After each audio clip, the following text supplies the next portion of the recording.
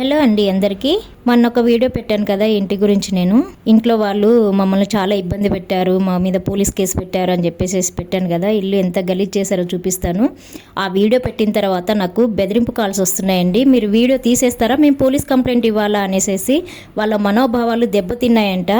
మేము వీడియో పెట్టేసరికి నేను అక్కడికి ఫేస్లు కూడా, నేను వీడియోలో వాళ్ళు కనిపించినా కూడా వాళ్ళే అని నేను మెన్షన్ చేయలేదు. అయినా సరే నన్ను బెదిరిస్తున్నారు ఫోన్ చేసి. ఇల్లు ఇంత గలీజ్ చేసిన తర్వాత అనకుండా నేను వీడియో పెట్టకుండా ఎలా ఉంటానండి? మేము కూడా కిరాయికి ఉండొచ్చినాము. మరి ఆల్రెడీ నా వీడియో కూడా నేను పెట్టేసిన, మేము కిరాయికి ఉండొచ్చిన ఇల్లు ఇది అనేసి చూపించా మీకు. కావాలంటే ఎవరైనా చూడని వాళ్ళు ఉంటే చూడండి. ఈ గడప దగ్గరే తెలిసిపోతుంది చూడండి ఇల్లు ఎంత నీట్గా పెట్టుకున్నారు అనేది. అందరూ ఇలా ఉండరు అనుకోండి, ఎవరో కొంతమందే ఉంటారు. అలాంటి వాళ్ళే మనకు తగులుతారనమాట. ఇలాంటి వాళ్ళకి ఇల్లు ఇచ్చేటప్పుడు మనం చూసుకొని ఇవ్వాలండి. ఇల్లు చాలా జాగ్రత్తగా ఉండాలి. మనం ఇంత కష్టపడి రూపాయి కూడబెట్టుకొని కట్టుకున్నప్పుడు మనకి ఎంత బాధ లేస్తుంది చూడండి. అక్కడ చూడండి.